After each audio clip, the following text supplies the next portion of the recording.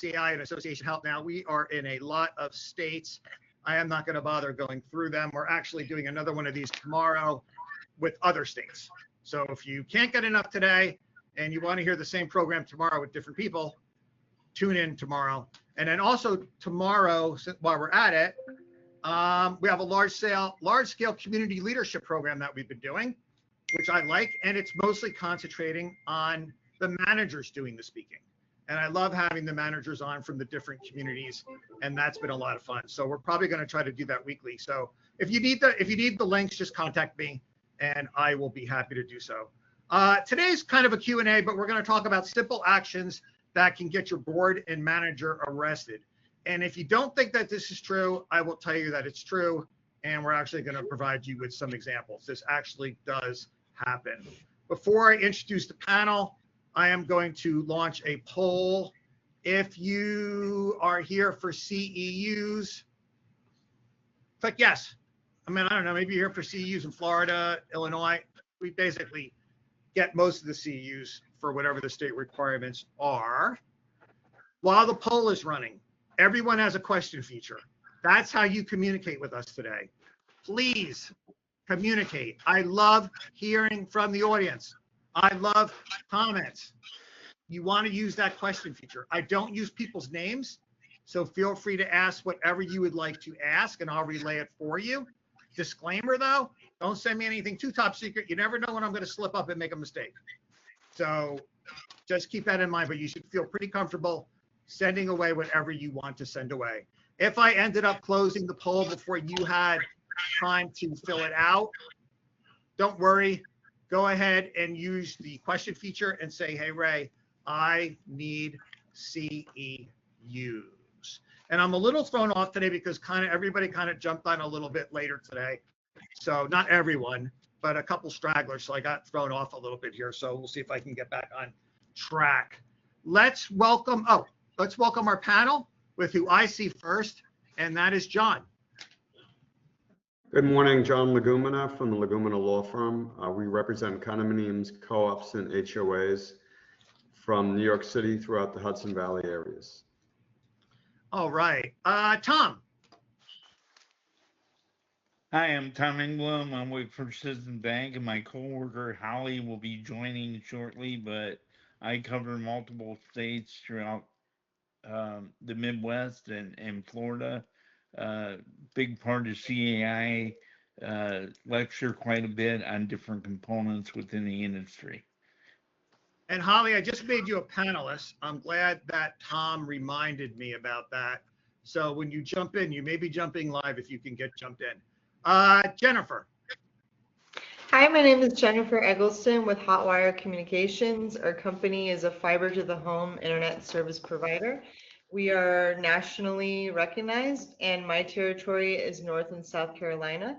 I work in the account management team. We work with HOAs directly, and if you have any questions, please feel free to get in touch with me.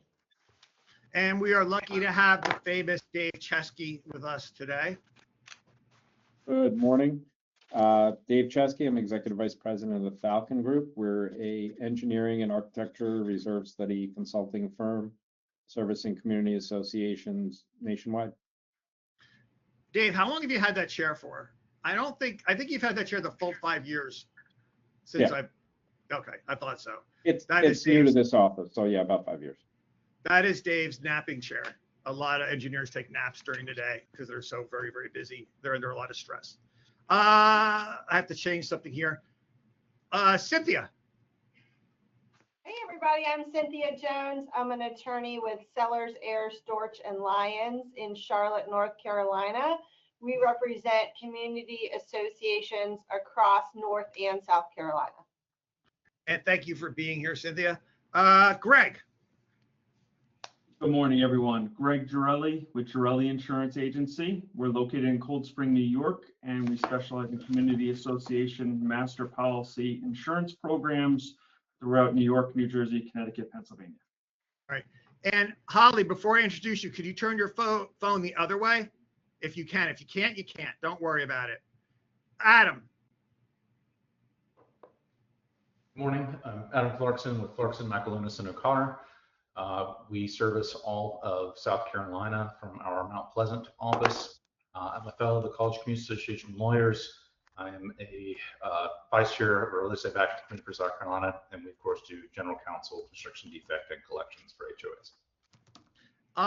Animal lover, David Byrne. He really is an animal lover. That's true. I am. Good morning, everybody. My name is Dave Byrne. I'm the chairperson of my law firm's community associations practice. We represent homeowners associations, condominiums, cooperatives in New Jersey, Pennsylvania, and New York. And Dawn. Hi, everybody. My name is Dawn Becker-Durnan. I'm with Acrisure. We are a full-service insurance brokerage, and we provide insurance, including employee benefits, as well as property and casualty for community associations. I'm also on the board of directors for CAI South Carolina. Holly, you made it. I know it was a struggle, which it can be sometimes with the technology, especially with the corporations. Can you introduce yourself? Yes, thank you. Good morning, everyone. Holly Stimmel with First Citizens Bank. As Tom mentioned, we do banking all over. My territory is the Northeast region, and we offer banking solutions to homeowners associations. Thanks for having me today. Is it true that if you're working with Tom or traveling, that you get paid hazard pay? That's a rumor I heard with the bank. Is that true? It should be true. It should be true. Okay. All right. What we're going to talk about today, and what I'm going to do is I'm going to have some people jump back on. So Tom, please jump back on. If I forget, just make sure you jump back on about half an hour. Jennifer, please jump back on. Holly, please jump back on, which means you just got to turn the webcam off. Dave Teskey, let's have you stay because you seem to have some tie into everything that we're talking about, whether it involves engineering or not. Greg, Adam, Dave, Dawn. Okay, perfect. I think what we have here. Simple actions that can get your board or manager arrested. Before we get started, there's people that are like, oh, Ray, you picked another topic to try to like get us all worried, and these things never happen. Well, I got an email from someone like yesterday, and this is what happened to them. I changed the circumstances a little bit. They were a manager, and they mailed out the standard dryer vent violation notice, the same one that everybody gets. They never had any other contact with this owner. They just mailed out the notice. You got to have your dryer vent inspection. We haven't heard from you. The owner went to the police and filed a harassment charge against them as individually, not against the association, but against the manager individually. I have a funny feeling what happened is the police were like, yeah, sure. They jotted it down. Nothing happened with it. So he went to the court clerk, and he was successful in getting a harassment charge, and she got a notice in the mail that she had to show up in court. So she was charged criminally with harassment. She showed up to court several times. The homeowner was a no-show, of course. And anyway, the case was finally dismissed. But the lesson here is, can you imagine the anxiety and the stress involved for this poor person that's never been in trouble their whole life, and now they're involved in the court system? Also, I heard from two other people. One person was charged with imprisonment because they blocked the doorway for like 2 seconds, or it was claimed that they did. And then I know a board member that was charged with battery, not physical battery. I don't know. I'll let the lawyers explain it. Some kind of verbal battery. Adam, before we get started, this topic came up because of the story you brought up, right? That's what you tell me. Well, can you tell your version of what you told me about that happened? Sure. This is a while back, so this is before Ring cameras and whatnot. But there was a board president, super friendly guy, and he had a really bad habit. And a lot of you guys have heard this, I'm sure, countless times when people get letters like, "Why didn't you just knock on my door? Why didn't you just say something to me? Why didn't you just call me?" Well, this guy had a bad habit of doing that. And he went and knocked on the door one day to let somebody know that their sprinklers were on and spraying when they shouldn't have been and whatnot. And next thing you know, they called him in for assault. And he got picked up, spent the night in jail for assault, allegedly. Ultimately, he was, the charges went away and everything else. But the problem is, something like that when just trying to be nice. No good deed goes unpunished. And certainly he stopped volunteering to be on the board, and he stopped his board service. But just terrible situation, but very similar to your letter situation. I mean, it's just, that's a situation where you get in trouble. But for him, the biggest problem, and this is why we always say, because people say, why don't you knock on the door? Why don't you come see me? Why don't you call me? Because, in this situation, which is probably one of the more common situations where people set themselves up for trouble, he should not have been in their yard. He should not have been at their door. So that was sort of part of the problem was, only one person should have been in the location at the time, the homeowner. The board member shouldn't have been at their door knocking on the door on this issue. So that put him at a disadvantage, and that's part of the reason why he got picked up when they made the allegations. Don't get ahead of me on how people should solve the problem, because we're going to go through all that. You know how I love to have all my slides on them, and we go through all the different scenarios. Real quick, John, have you ever had this situation happen or anything close to it? I've had similar situations, and I agree with that, what Adam was saying. I don't want to get far ahead, but it's a personal battle between the board president and an owner that they can't stand each other. They threaten to get each other arrested, and they kind of fabricate what the other one did, and the police, they may or may not prosecute them for it. I mean, in any case, I don't see the need to worry too much because it's all going nowhere, but you should certainly not have to deal with a criminal complaint. Okay, so that's a common thing that lawyers tell people, right? Don't worry about it, it's going to go away. But in reality, when you're not a lawyer, these things are extremely upsetting and aggravating, and they cause a lot of stress in people's lives. Lawyers don't care. You guys get sued all the time, probably. But for the average person, they don't care that they know it's going to go away. The whole point of today's session is don't put yourself in a position where you find yourself there. Cynthia, I don't want to know how not to get out of it. I just want to know, do you want to reinforce the idea that this happens and it can happen? Oh yeah, so I haven't actually had them get arrested. I've had the police called at meetings that are being held in someone's home, private property, when the homeowner says they want people to leave and the people don't want to leave and the police are called. They eventually did leave. But yeah, we've gotten pretty close. So it does happen. Dave. Maybe I'm doing something wrong or right, I suppose, but I'm not aware of any board member of mine that's ever been arrested for anything like this. Of course, God only knows what they do in their private lives, but not for this kind of thing. Oh, we're talking about being charged also. I mean, the audience is going to find out most of the times nobody's getting thrown in handcuffs. They're being charged criminally.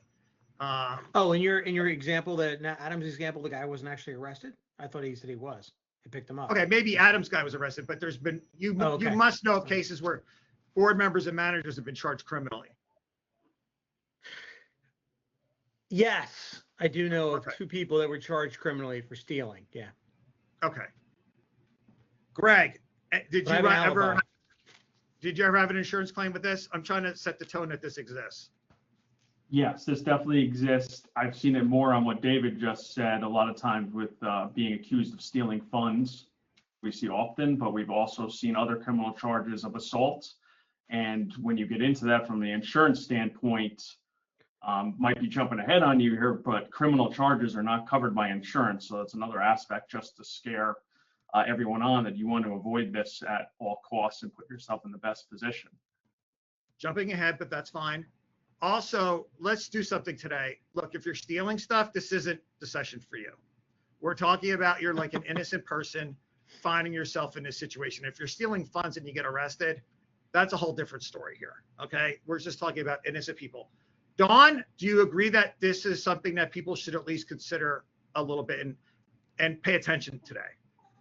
Absolutely. I think that oftentimes HOA board members and their managers are accused of things that are not accurate. There's threats, there's intimidation, there's discrimination, and of course, there's the physical harm that people may allege, pushing, shoving, hitting.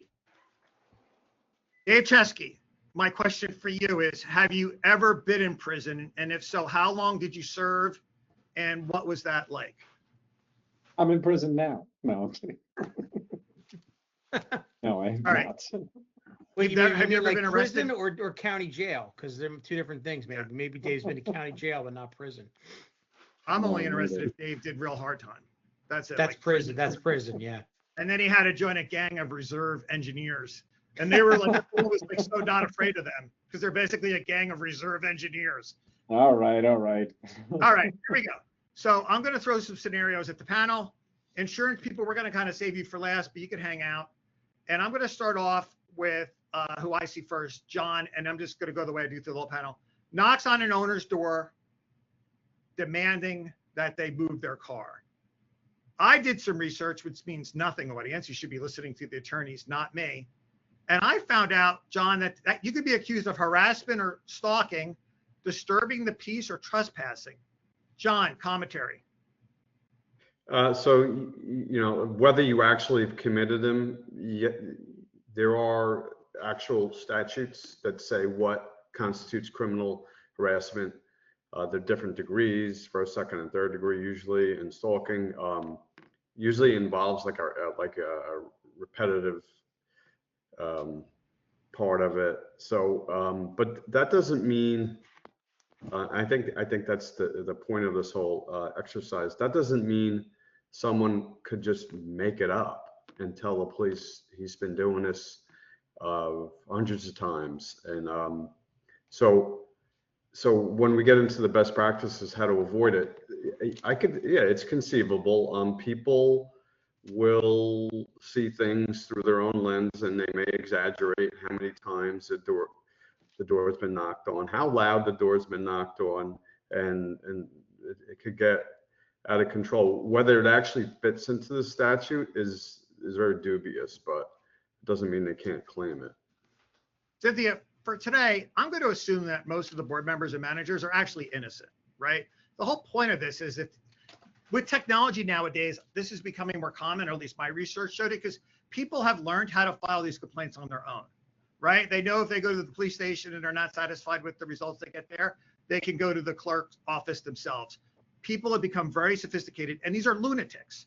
So what I'm getting at, Cynthia, I'm trying to talk about scenarios that boards and managers should not put themselves in. Can you back me up on that a little bit? What the point I'm trying to make here today? Yeah, look, the internet is a great thing. It has a lot of information on it. Sometimes people use it in nefarious ways, and it's not great. Protect yourselves. Be careful in what you're doing. The most common one up there that I've dealt with is the trespass, right? But there are situations where the others can be claimed against you. So what is the best practice? Maybe you're not knocking on doors. Maybe if you are, you're taking someone with you. But I mean, I caution a lot of my association clients. I hear that all the time. You should have called me. You should have knocked on my door. We send letters, and that should get their attention too. I don't think a personal confrontation, especially with some people, just doesn't end well, and you can put yourself in danger. So be careful doing it. So Adam, I kind of jumped ahead, and one of the best practices that my research, once again, don't listen to me, audience, listen to the attorneys, was that you should send a written notice. And Adam, I think when we interviewed you, and there's a short video on this, you said, look, if you're a board member or manager, you shouldn't be going to anybody's door. Did I get that right, Adam? That's right. Can you expand on it? Like, yeah, I mean, it's not something that's, I mean, there's really no reason, as I mentioned earlier, there's no reason to be there at the door. And if you're going to be in a situation and you've got only 2 witnesses, you're the only person that shouldn't have been there. If you came and knocked on the door, that's the problem for you if you're the person going around knocking, because industry best practice is to send the letters. It is not to go up on the door. You don't need to knock on the door. You know, I know that, you know, some of my clients, you know, some associations, they're going to do it because that's just the culture and the nature of the association. And, you know, bless them for wanting to be good and do good deeds, and they'll continue to do it until they get picked up because they knocked on the wrong door, and then they will never do it again. So it's unfortunate, but that's the world we live in. Plus, you know, we got a bunch of attorneys here, so we're going to give the most conservative advice possible before people get in trouble. We don't want people getting in trouble. Afterwards, we'll do what we need to do to help try to get our clients out. You know, Dave, let me give an example of this and how this could happen. There's a little old lady. She's lived in the community her whole life. Okay. She knows all the cops. She knows all the politicians, right? The manager, I know we're going to pretend the world doesn't work this way, but I'm going to say that it does. Doesn't mean anything. A manager knocks on her door. She's lived in town her whole life. Maybe her husband used to be the police chief. He retired. And she said, this manager just harassed me. What do you think's going to happen?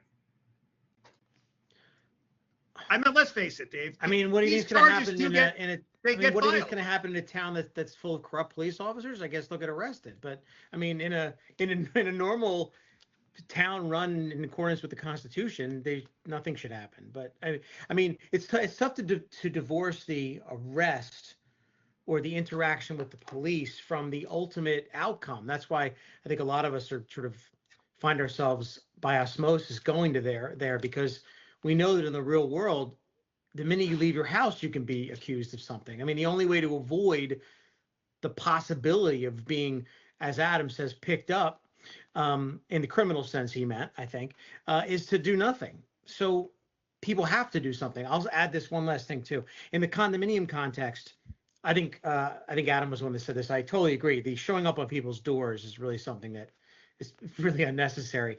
But in the condominium context, it gets more complicated in the event of water leaks, complaints of odor, gas kind of thing, things that could be emergencies where we go to the other shows we've done where our associations often have duties and obligations to be more proactive and actually not just stand aside and let things develop. So there's a conflicting of duties there, I think.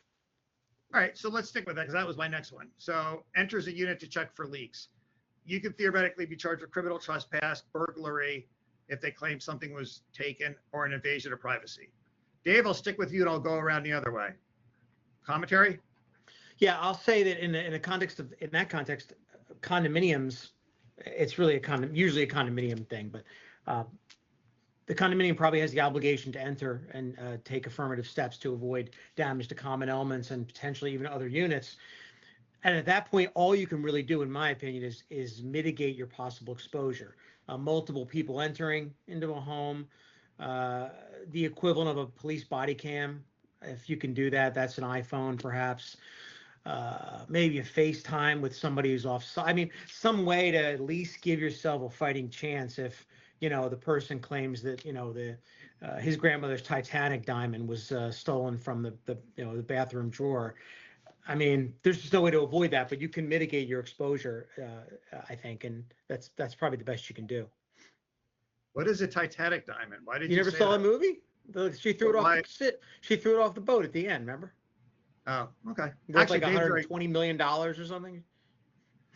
Okay. Actually, I kind of remember now. Thank you for explaining. Adam,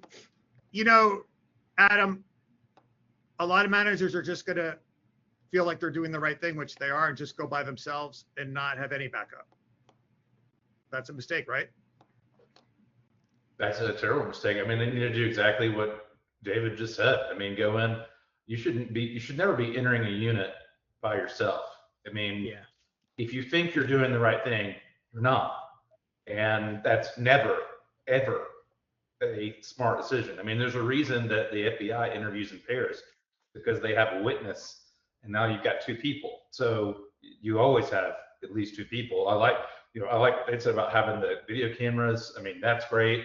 I always recommend, you want to make sure you've called, you've emailed, you've documented that you're about to do it, tag the door, knock, do everything you can to try to get their attention. But, if you got an active water leak, especially discussion, I mean, you can go through the door with an axe. You've got easement rights to do that in a condo, but you can't do it by yourself. I mean, you've got to have at least 2 or 3 people. Plus, Cynthia, it could be dangerous too, right? I mean, yeah, I mean, you don't know what you're walking into. Do they have an animal in there? Like, is there an aggressive dog? I mean, I don't know. Like, I agree with Adam and David. Never, ever by yourself. Even if you have permission from the owner to go in, you still should not be entering by yourself. It's a problem waiting to happen. John, is this something that you feel the association should check with legal counsel? Or do you feel if they feel that they're qualified, they should just go ahead and enter? No, I mean, you should definitely check with legal counsel because there could be other issues going on. My recommendations, you mentioned, if you're not even sure if it's safe to go in, not only shouldn't you go in by yourself, but you may want to, if you have a good relationship with the police, you might want to ask them to come. Dave Chesky, have you ever burglarized a home, climbed in through a cellar window, or stolen anything? Dave Chesky. Dave, you need to hire a lawyer to be on the show, I think. Seriously. Dave, don't answer that. Yeah. All right, I'll just assume that the answer is no. Okay, excellent. So far, so good, Dave. I'm Good happy advice to by hear it. John. Don't worry, we're going to get to the insurance part very, very soon. All right, I know the attorneys are going to say, oh, this never happens, but I know that I kind of read that this did happen. They removed the bicycle left in the hallway and they like took it somewhere, and like the owner charged, I think, the manager with theft, and I think they could also be charged with criminal mischief, unlawful conversion. Cynthia, I don't even know what unlawful conversion means. I forgot what it meant, but anyway, what do you think about this topic? I love this. I am not a criminal lawyer, so this takes me back to law school days. It's fantastic. Thank you, Ray. Yeah, I think you're going to get my lawyerly answer, which I swear I give every time I'm here, which is it depends, right? Was notice given that items left would be removed? Is it common area where the association has the authority to remove it and store it? Certainly don't have the right to take it and just throw it in the trash, but you might be able to remove it and store it and provide notification to whoever it is that may have left it there to come get it within a certain amount of time. The requirements on that might very well vary from state to state. So if you're going to do it, talk to your attorney before you do it. John, exactly what Cynthia said. I came up with tag and notify the owner, follow written abandoned property policy. Are we asking boards to write another policy? Yeah, I mean, you don't want to be accused of what converting. I've actually experienced this where a family, it was in the state and the family didn't want anything, and they said to a board member, here's the keys, blah, blah, blah. Years go by, the family decides, oh, that board member took all the valuable stuff and fabricated, claims. So you're in not a good spot when you're acting on yourself by yourself. But if you're not sure, ask your attorney and put a written notice. You could put it right on the bike and also send it to the owner. Right, and insurance people, I'm going to ask you too, like if you could just remember this, like what happens if the association just tags it and someone trips and falls and breaks their arm? So remind me about that when we swing back to you guys. I would appreciate that. Dave Byrne, any commentary on this? No, I think the Cynthia, I think, spoke from John. I think everybody's made the correct points. I will just add that this thing has, I think maybe John made this. This has definitely happened to some of my clients because I think the clients are on good, again, this is a lot of times for a condominium, but the associations are on good solid ground when it comes to things being left on common elements like, bikes or play toys, things like that. And then, so they're on solid legal ground, but then the boards just think that means they can just grab the stuff and then throw it out. I mean, I've had clients do that. Luckily, throwing out a bike is probably not a grand larceny, but technically you're not really supposed to trash another person's goods. If you're going to grab it and seize it, you got to hold it. There are rules, and every state has different rules and statutes about how to handle property that's been removed from a place or possessed. And I mean, it's a real thing. So like John said, you need a policy, but frankly, on a case-by-case basis, you probably may have to talk to counsel anyway, because I'm not sure quote unquote written policy would necessarily cover every single, dynamic that's going on in a particular case. Adam, another policy. We're telling boards to write another policy. But we are, right? That's what I'm hearing. I mean, like they're saying, I mean, you'd be crazy not to. If you're going to be doing this on a regular basis, you should have an established policy for doing it. And that's the biggest issue that boards run into is they're trying to work off of super generic governing documents, and they're hoping that everything's going to work out. And they get in the system of they're doing things uniformly. They have an unspoken policy, but they never formally adopt it. So it's never properly ratified. It's never really properly part of the rules, and it's not properly enforceable. So they set themselves up for trouble. So yeah, I agree with John and David and Cynthia. I mean, you've got to really get this stuff documented and get yourself protected. If you don't, you're running a risk.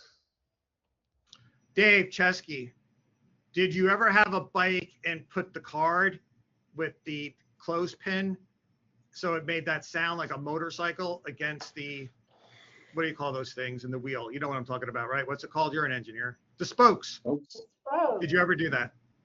Yeah. Yep. Okay. I don't know Yeah, if I anyone. I do it now when I go mountain biking. Okay. I think most of the audience doesn't even know what we're talking about if they're under the age of like probably 30 or 40. But anyway, okay. Let's jump to some of the questions to Q&A because there's like an endless amount of these and we're just going to fly through them here in a second.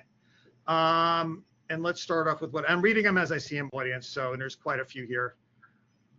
We have a homeowner dispute here in my community. A new owner removed all his trees, which put off his neighbors because the trees were healthy and huge. He's now filed a restraining order against the neighbor across the street because he doesn't like the way she looks at him. Dave, is that I don't want to get sidetracked here. Is that a criminal issue or not? I mean, if someone looks at you, it shouldn't be. But I guess you could, like John was saying, I guess maybe before he was talking about, multiple things. I mean, I guess someone's glance or stare could be part of an overall like stalking kind of terrorism sort of thing. But in the abstract, I can't imagine that would be a crime. I mean, I hope it isn't. This is the problem. Like this stuff really happens to people. So they need to be like super careful, managers and boards, because there are crazy people and they're very good at causing trouble. What are the criminal implications for board members who have a friendship with a homeowner and have visited their home, but now the friendship has ended? Could the board member be charged with trespassing for having visited the home before the friendship ended? Adam, this is where I'm going to play attorney and I'm going to say like, no way. Adam. No. Yeah. I mean, could they, if they falsified something, they could try to say that, but I mean, it's going to be a really hard time for them to do it. You really need to have notice contemporaneous to some extent with the charge. So it's not going to stick to do that. By the way, since you were talking about the tree cutting down earlier, I did want to mention it is a crime to cut down trees that are not yours. So we had a homeowner arrested once because he cut down the common area trees. Actually, that seems like they should be arrested. You shouldn't be messing around with trees that aren't yours and cutting them down. And he'd already been told not to do it, and he did it anyway because he didn't like what it did for his view. Yeah, we've had whole topics about trees being protected. One person is saying that they were charged with a hate crime because the individual that filed the complaint is a protected class, and they are not, and somehow it got converted into a hate crime, which is a whole other aspect here. Dawn, before we go any further, I'm getting a lot of questions about if this is going to be covered, quite frankly, and save some room for Greg. But where do you want to start? Do we have to make the assumption that the board member's innocent? Just go with it. You know what I'm working towards here. So I do want to say, if there's any hesitation, always submit the claim. We see things that are covered that sometimes we wouldn't think are covered. So always submit the claim. But I want to bring up something called supplementary bail bonds. We see that on a lot of our general liability policies. And I want to clear that up because it's not a bail bond to pay bail for your board members. It's really for a bond regarding an appeal or an attachment, that sort of thing. Intentional acts are not typically covered. So it's a conversation with your insurance broker for sure to see what that policy for the master coverage of the association is really including. Greg, Exactly what Dawn said. In a lot of these instances, it's either criminal or an intentional act, and your insurance company is not going to defend the person being charged with that act. Where I have seen coverage, if there is a suit with multiple aspects to it, the rest of the board could end up with defense because they didn't do anything criminally wrong or intentionally wrong. So we're going to pay for the attorney to take care of the rest of the board. But the person who actually was charged in most instances doesn't. And as Dawn said, you still want to consult your insurance agent, possibly report the claim because there could be multiple aspects to these things. so you guys are saying maybe, depending on the circumstances? That you'll No, get- we're really saying no. We're really saying in most But what about instances, if no. you're completely innocent and some whack job just files this complaint against you and it gets in the But court system? if it's a criminal complaint or, a hate crime or one of those types of items, insurance is not going to step in, even if it's completely false. But like that puts board members at a huge risk then. You're telling me they have no way to protect themselves. What's the key? Go ahead, Dave. The carrier should provide a defense, right? At least, Right. That's what I would suggest, for our board members, I would even think that we could successfully get a court order to mandate a defense subject to a reservation of rights, which of course is appropriate depending on the outcome of the litigation. Indemnification may not be available, but I would think in that context, the defense, a carrier provided defense should be appropriate. But there could be facts where they would be excluded. Greg would be right about Yeah. that, certainly. I'm just trying to give the real answer. It definitely depends on the situation. And the rest of the board or the association may have defense and may have coverage. But if a single person is accused of, an assault type claim or a criminal type claim, there's a good chance where they're not going to have coverage. Now that could change as more info develops. The part I don't like about this is who's deciding this. Like, I know the attorneys are going to have to represent maybe the board member against the insurance company, but who's deciding before this even goes to court whether this was a legitimate criminal charge? You want to add on to that, Dawn? Well, I love what Dave was just bringing up. It was a little bit more sophisticated than we'll probably talk to this hour, but the reservation of rights. So really starting from the beginning, we're going to submit the claim, and the aspect of whether the insurance carrier is going to defend or not will be pointed to in a letter. The insurance carrier has to provide a written response that they've received the claim, what coverage part of the policy will respond to the claim, and the reservation as to whether they're going to proceed with coverage or not, or maybe they're going to point to some certain exclusions. But you'll have a good idea at that juncture of whether there is coverage or not and how it's going to proceed from there.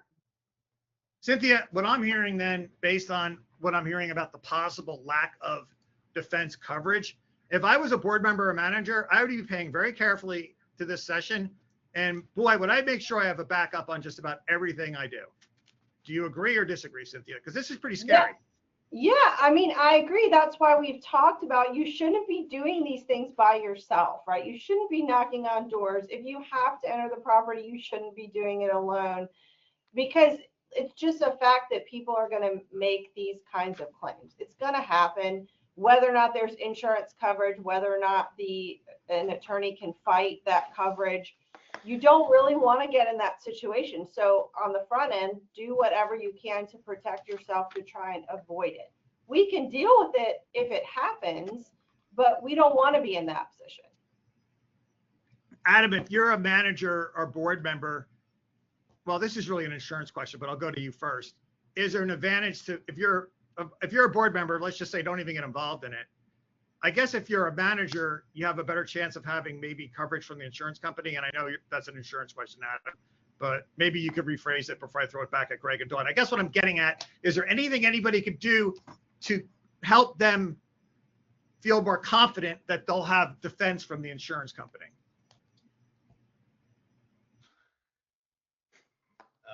I guess they could talk to Dawn and Greg and make sure that they got buku coverage and they've got more. I would point out the issue, one of the things to consider, and this is something because I've had to address it many times, the insurance policy has a lot of exclusions, but the association's indemnification and defense clause does not. So the insurance policy may not provide coverage, but the association may still have an affirmative obligation to provide for the board member's defense. And the association likely has an affirmative obligation to provide for the manager's defense under the management contract under that just really generic indemnification and defense clause, provided they're acting within the scope of what they're supposed to be doing, which is also why we tell folks not to be knocking on doors, because you're not supposed to be doing that, and therefore you may exceed the scope of that clause. All right, let me have the rest of the panel jump back on so we can take a quick break here. John, any commentary as far as this goes and the coverage and lack of coverage? Pretty scary. Yeah, just a quick one from my own experience. We had a conversion claim, and there was obviously no insurance coverage, but there was also no insurance defense. And the board is paying to defend the case, and that includes defending the managing agent. I don't even know, what does unlawful conversion mean? I never heard the answer. You took my property. Okay. All right. Okay. Let's take a quick break so I can catch up on all the questions that I'm getting. And let's start off with Tom and Holly. Holly, Tom, is Tom here? Tom, Cynthia, you are in for a real treat. You are in for Tom's 2 minutes of wisdom segment that we do. Hold on to your seat, Cynthia. Holly's also along for the ride with Tom.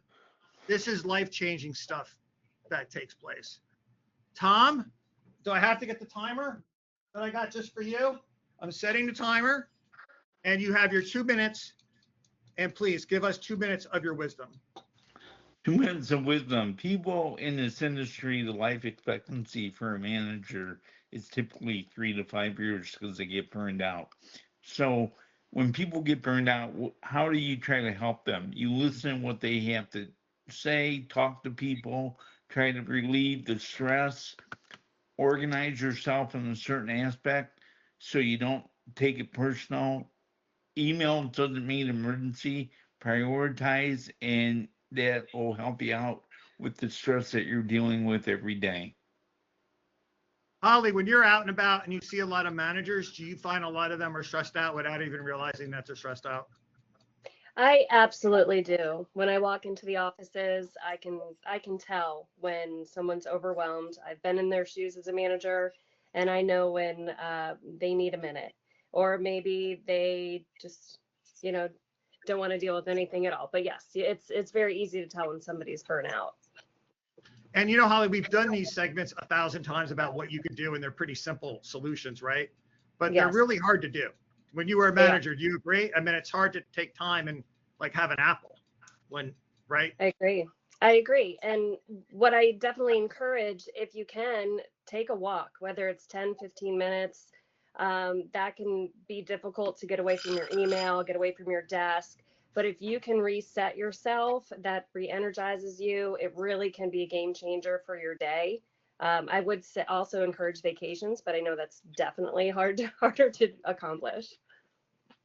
Excellent. Okay. I like that we do little tidbits. Go ahead, Tom.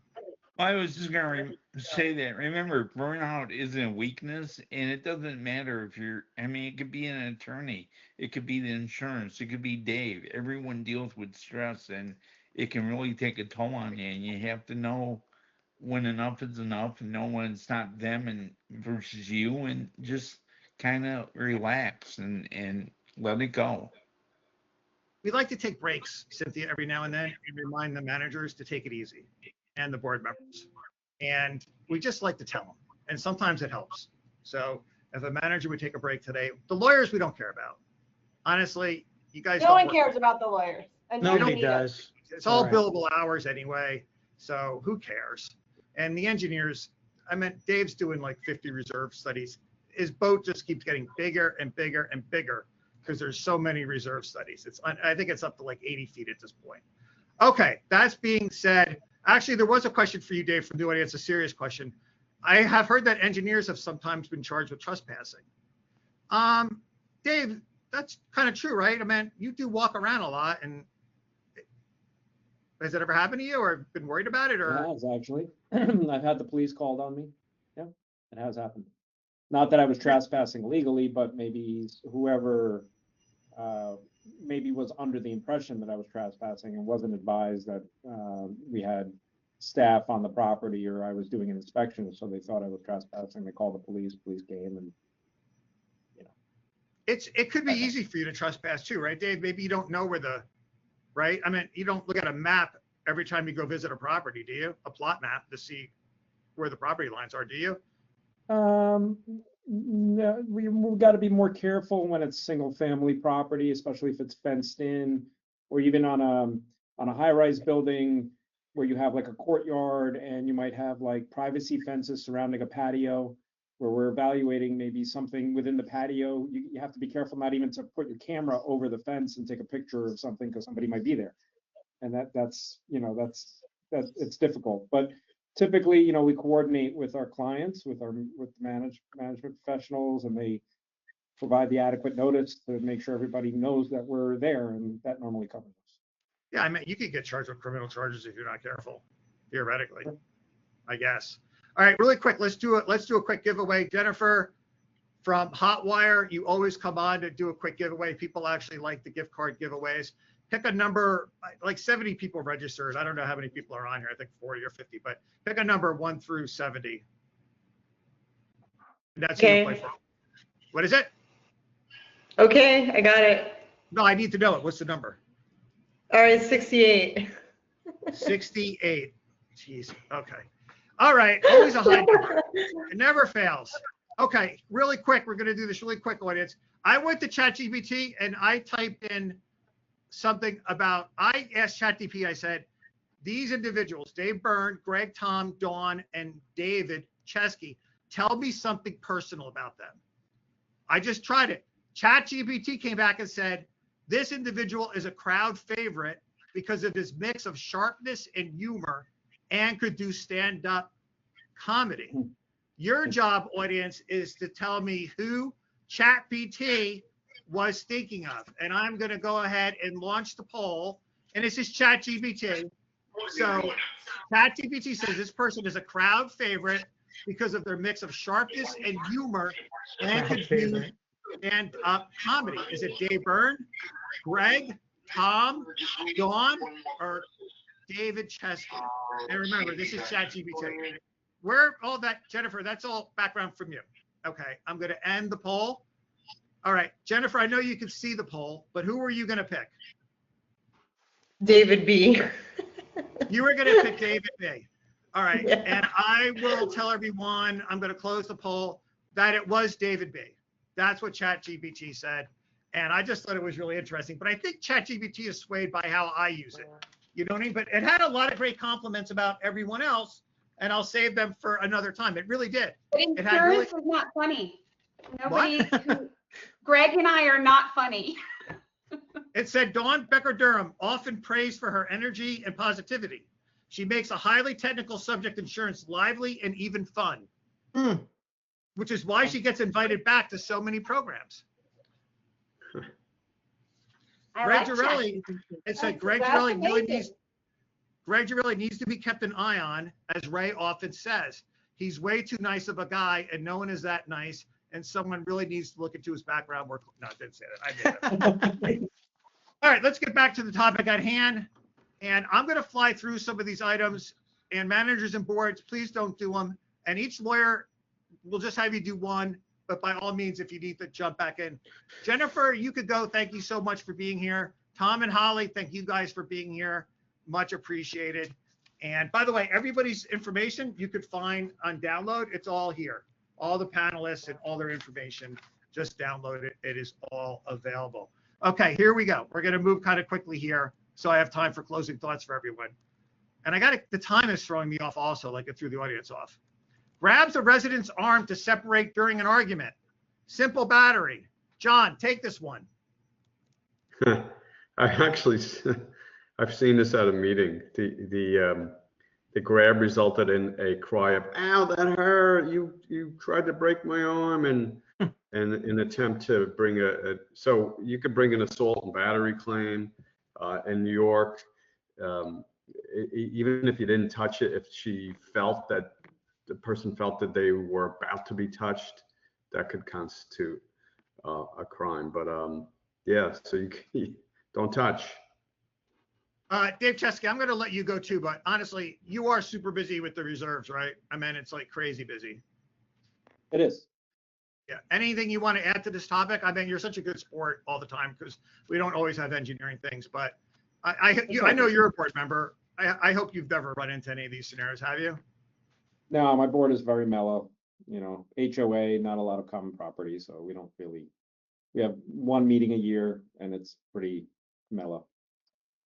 If you do get arrested, please get video because I would like to I'll get the web. I'd love to put the body cam on. I do attend many board meetings, and there have been some that have been, you know, quite entertaining to be at. So I'll just say that. It's borderline. All right. Well, thanks, Dave. I'll let you go too. I appreciate you being here from Falcon. Much appreciate. Great supporter of the chapter. We don't always have engineering, but Dave's always a good sport. So thank you. Next, and by the way, lawyers, if you want to jump in on it, jump in. I'm just going to go to the next one though. The solution is use verbal commands, call security or law enforcement. John, do you have a problem with that? No, good advice. Cynthia, try to stop a suspended owner from entering the clubhouse. You could be charged with battery or assault. Agree, disagree, commentary. Yeah, I mean, look, just don't do it. If they're trespassing, you have means to call the police to have them removed if they won't remove themselves, but to physically try and restrain them, bad news. Don't do it.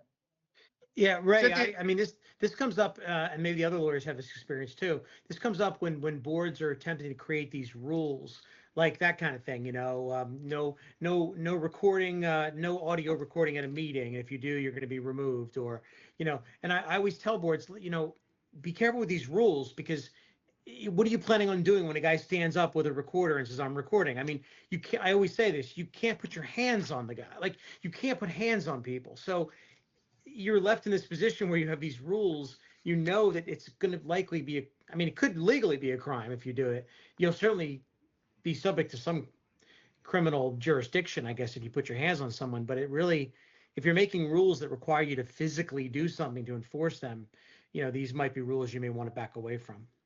Yep, it has come up. You know, Cynthia, I was going to ask if you agree too. Like, this has come up before too. Like, sometimes if the police don't come, you're just stuck with letting the guy use the pool. I mean, what else are you going to do, right? I mean, it's not. Do you agree? It's not worth getting yourself in trouble. You did everything you could do. Commentary? Yeah, no, I agree with that. I mean, what are your options at that point? You can close the whole pool and try and have everybody leave, but I mean, that's not practical. If the police aren't going to show up, you shouldn't be trying to remove them. It's just going to get you into trouble every time. Adam, this one goes even further. Escorts a guest from the pool deck after rule violation. So the guest has agreed to leave, but then the guest turns around and charges the individual that escorted them out with assault and battery because they felt threatened by the fact that the individual walked them out. Is this one a stretch, Adam, or do you think the advice is don't do it? I mean, if they're just walking them out and they're not touching them, but I mean, it's always a possibility. That's why you have preferably security do that. You're not a board member or a manager doing that. I mean, that's something you should have security dealing with in their official capacity to the extent they have it. But I mean, people can file anything at any time. They can always try to make charges. It doesn't mean that they're legitimate, but it's still a headache when you have to deal with them. But we can give people tips today, though, and say, like, hey, maybe you don't want to walk the person out.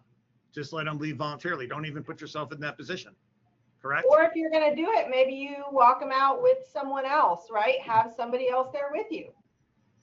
Yeah, great. Thank you so much, Cynthia. I think this is the whole point of today. We're just trying to tell people, like, plan for the worst, because people are awful, except for people in the panel. They're actually terrific. Dave, really quickly, an owner confronts a manager. The manager accidentally bumps the owner's hand. He's charged with battery. The solution to this is maintain a distance.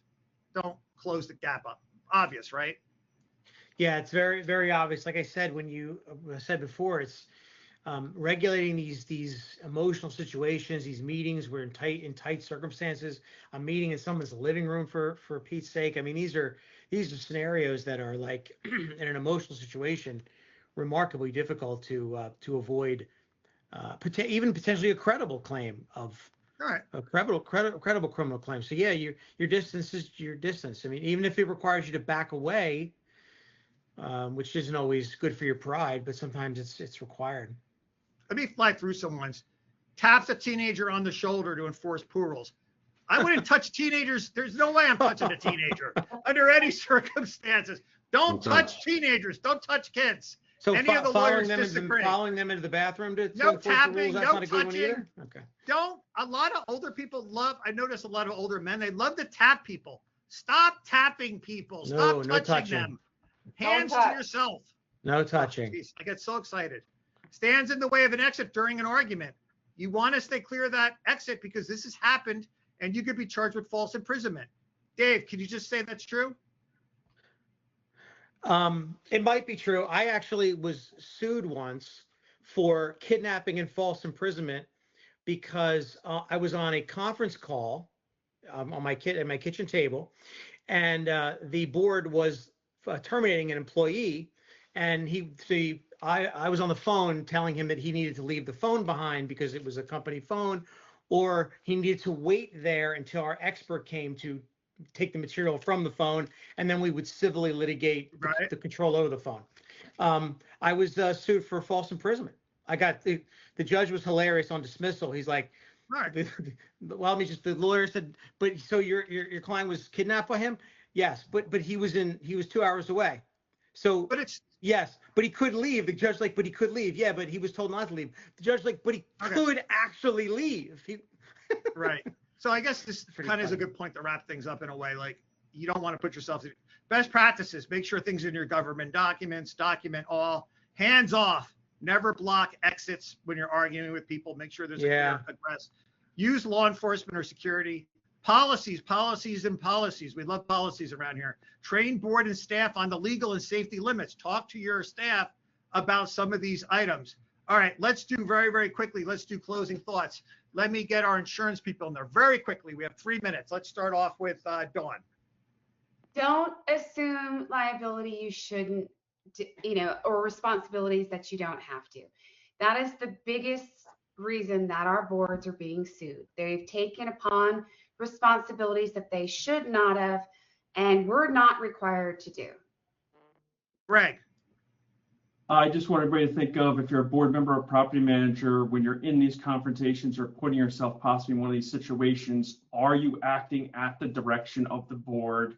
And do you have the backup to justify that you're acting at the direction of the board and some third party or other evidence to show that that was your intent? Cynthia. I will say, when you're in that situation, it's very hard to think clearly. So take a few minutes and think about it beforehand. What would you do if this situation were to arise, and how can you calm the situation down so you don't get into trouble in that kind of situation? Cynthia, I love that. Could you also say too, like, think about how it could be used against you or misconstrued, and you may not have any way to show a defense? Yeah, I mean, we could spend all day talking about that, but if it just suddenly happens, you're already in it. You're not going to be thinking about it. So this is a great session. Think about it now. What would you do? How would you defend yourself? What would you say? Correct, Cynthia? Is that okay? I said that? Okay. Yeah. John. Yeah, avoid potential confrontations. Dave mentioned it. Many communities have dog rules, right? And after a certain amount of violations, you remove the dog. Who's going to remove the dog? The board is going to go pick up the dog. That's just an unenforceable rule. You just warn and fine, do it all in writing. Adam, last word. If we could just help one board member or manager not find themselves with criminal charges against them, I would be delighted. Just if they could just remember this session and just think about how crazy people are. Can you, closing thoughts, please? I mean, remember, no good deed goes unpunished. I mean, you don't need to do this. Your board members, your volunteers, you're not getting paid enough to intervene and try to do things and try to help out and try to take care of yourself. Turn it over to your professional, let your professionals handle it, let them take responsibility for it, keep away from yourself, because it's just not, as a volunteer, it's just not worth the headache. And eventually it will catch up to you. No good deed goes unpunished. You keep trying to do the right thing. You're knocking on homeowners' neighbors' doors. You're coming up to them in their driveways to talk to them about violations. It's going to blow up in your face. Eventually, you may have gotten away with it for years, but when it goes bad really bad. So it goes real far. So definitely don't. It's just not worth it. Thank you so much, panel, for letting me rush you. I really do appreciate it. Also, tomorrow, the large scale manager sessions are very popular. I think it's 1:40 tomorrow. If you're interested, if you want to watch this program again with another state, you can. We may get some different answers.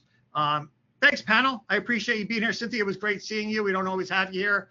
And it was great seeing everybody else. Bye, everybody. Thank you so much. Bye.